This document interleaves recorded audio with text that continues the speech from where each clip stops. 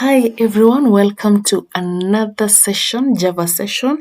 This is Code Zone KE. Let's get coding. Now we've talked about quite a number of things, from variables to data types to operations of data types to having input dialogues and message dialogue.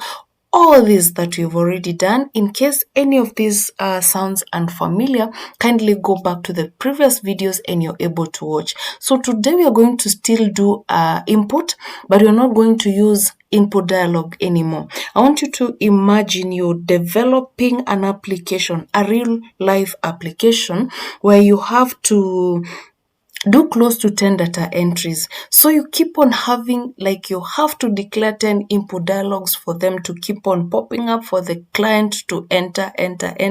In case there's an error again, you have to restart the whole process again, which makes sure input dialogue for end data entry a little bit complicated.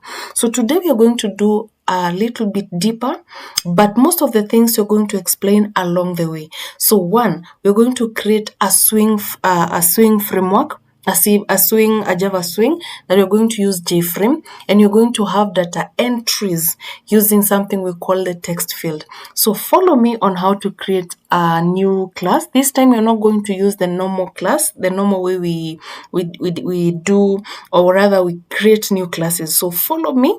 So right click again on your package, the packages. I'm still on the same package that we started with, we did our introduction with. So right click again, you have new. Now you go to other, then on other select swing graphical user interface. Once you click on swing GUI forms, you'll find there are several forms, but one specific that you're going to use is JFrame form. Then you say next.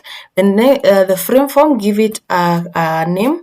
I'll call it the frame class, the frame input class. You can call it, you can give it the name that you remember and simply say finish. So automatically it creates a frame input class. The difference between the other classes that we have generated and this one, the difference is one, there is a design. We have a place where we can be able to do design. Now, in case your window doesn't look like the one that is displayed here, now from your menus, go to the windows. This is where you activate your projects, your file, your services. In case you don't have a navigator, you have navigator. In case you don't have the output, you have the output. Now, two things have already come up once you have the design in place. You have two windows, the palette window. The palette windows, I'm going to pin it at this point. The palette window holds several things: the swing controls, the containers, the menus, the borders. If you look at these panels, these are containers to hold controls. All right. So when you do panel, when you have tab 10, these ones are just empty containers as you have in frame here, where you're going to have your controls. They're going to hold the controls that you have to put in. So that is the work of the containers. You have the swing control, the label, the buttons, the text field. We're going to use all these during our process of training. We have swing menus. We're going also to use a little bit of swing menus for you to be able to have a menu like the one that is here, file, edit format. Normally we use swing menus to have a format like this. We have swing windows, we have swing fillers, we have borders, so many things. But two things, or rather three things that I'm going to be using most frequently: containers, controls, and menus. Again, there's the property windows. The property windows is what gives you the details of what to edit and to edit in terms of the swing component that you've used. Now, there are several layouts, several Java layouts. In case you're using other IDEs to code, you realize there are several layouts you have to declare. We have grid, we have fluid, we have border layouts. It's good for you to do research. But one thing about NetBeans, it has something we call a free design.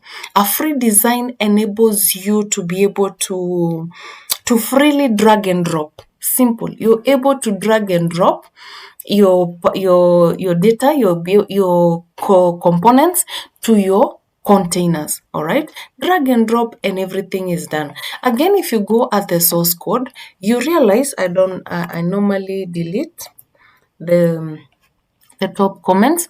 You realize that already there is all these have been automatically generated at the suppress one generated code. If you click on the plus sign, you realize it has already given you the design. Whatever is in place here is already out. There's an auto-generated code for you, so you don't need to really know what happens behind when it comes to NetBeans.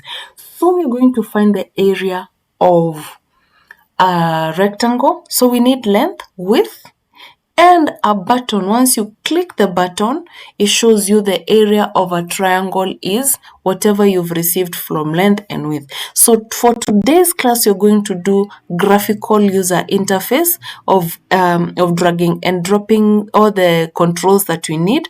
Then in the next class, you're going to do events and see how once you click a button, it fetches whatever you've input and computes the area of a rectangle. So we begin. So labels, they are just used for static. So I can drop a label here and say this label, I'll name it as finding the area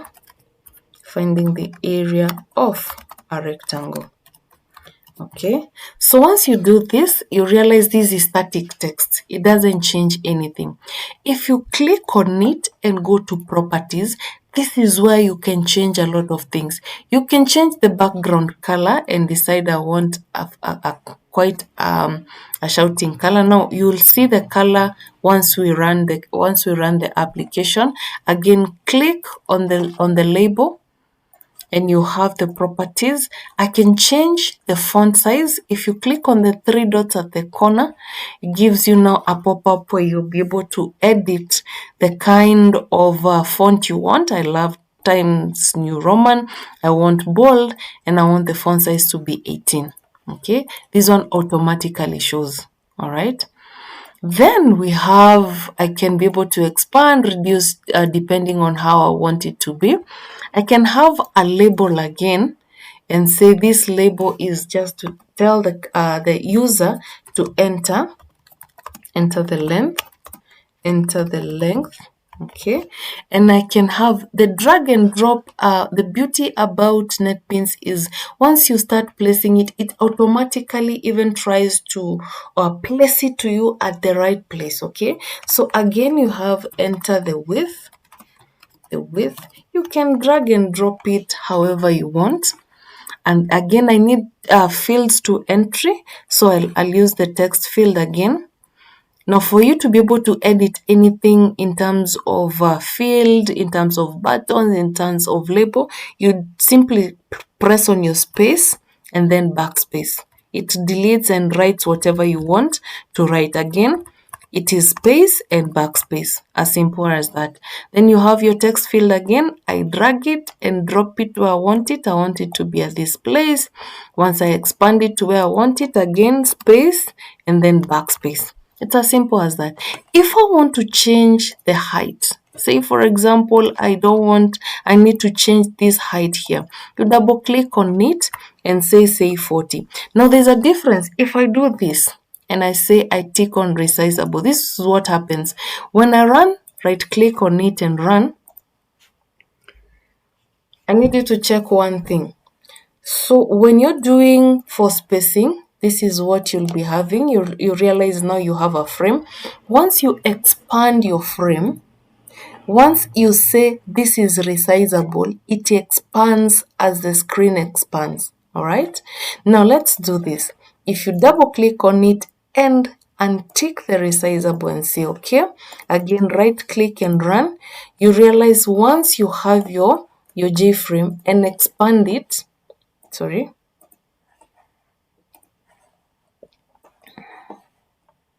A minute, I change this one. And I want me to stop this one. Again, right click and run your file. You have your J-frame. Once you expand it again, you realize this one does not change the size. You can resize it to the size that you want. You expand it again. This one does not change the size. All right. So you find for labels, there is no data entry when it comes to labels. You use text field, you use text area, you use combo box to be able to do entry. But when it comes to, if you want a person to type a single line data, you use the text field. Okay. Finally, I want a button that says, say for example, compute area. So again, if you want to edit anything, it is space, backspace, it deletes, and say enter. Let's say compute area. So from here, you can do anything that you want with the properties. You can add, you can change the size. For example, if you want it to be bold 14, you can have it on the same size, I love times Romans. Again, I can have the same properties. I can have times Romans. You can have bold 14. It is the same. You can also do the same for the button. You can have, rather than 14, I can have bold italic 18. There's so many things you can do with your properties. You can change the foreground color to that maybe, or you can have your background color as, I don't know, pink or something like that. You can play around with these numbers, all right, with the properties. I can even do something we call borders. I can decide to have a border that has rounded corners, and that is that. Now here's the beauty. There is nothing that you've coded here. If you go to your source, and again on your generated code, you'll be able to see the init component or something. If you expand it, you realize you've already been declared for the labels, the fields, the buttons. They have set the text the way you want it to be. So, and they've set the font, what we have changed in terms of font size and the font type, and everything has been changed. All right, so you don't need to type anything. That is the beauty when it comes to NetBeans. And now if you run your frame class, again, you have your JFrame that has the button that is computing area, finding the area of a rectangle. You have a place where you can type. You can be able to type and you have a button. All right, so at this point, there's one thing. You always also have to change the variable. Remember, we talked about having variables that speak. That is, they can be able to self-define themselves. So, where do we edit? Rather than having this one as JText field 1, JText field 2, how do we change it so that we be able to know once you use text field 1, it is length, text field 2 is width. So, click on the text field. Go to properties. Properties has 3 windows: properties, events, and code. So you move to the code, you'll find something we call a variable name, JText field 1. So rather than text field 1, I can call this one as text length. All right. And then I click again on the second one, go to properties. Rather than text field 2, I can have as text width. It's as simple as that. You have declared variables that you have called text length and text width. You can have a button for compute area. Again, I can have it as property. Rather than the button, I can have it as button compute area. Simple as that. You don't know the code behind this. Reason being, NetBeans already has placed it behind. So once you change your variable name, automatically NetBeans initiates, or rather calls or initiates your field. It initiates your width. It does your compute area. It's no longer JButton. That is the beauty about NetBeans. So you don't need to know all these ones. This is the work of NetBeans. Normally, I even have to suppress it and comes to generated code. All right. You just need to know. We'll talk about what is this extent. You realize in our package we haven't done import javax.jframe. All right.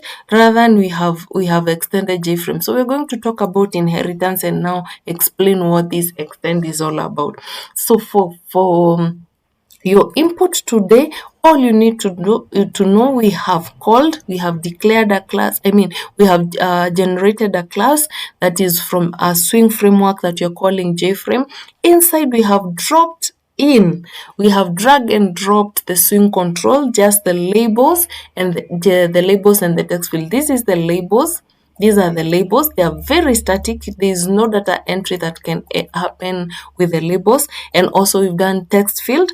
So button is the normal button. You can do a lot. Do the properties and everything. And it's good. You can actually check what combo box is all about. If you want to drag and drop a combo box, you can be able to do a tree or a table. It's good you play around with the swing control so that you'll be able to do. But for this session, this is all I need you to know. And then the next session, you're going to do events. And also once you click a button, we want it to generate the area of the area of a rectangle using the length and the width that the client would have entered. Again, if you run your code, this is what you should have by the end of this session. Congratulations, you have done a Java window. So you're becoming developer by day. Again, like, subscribe, and don't forget to share. Thank you.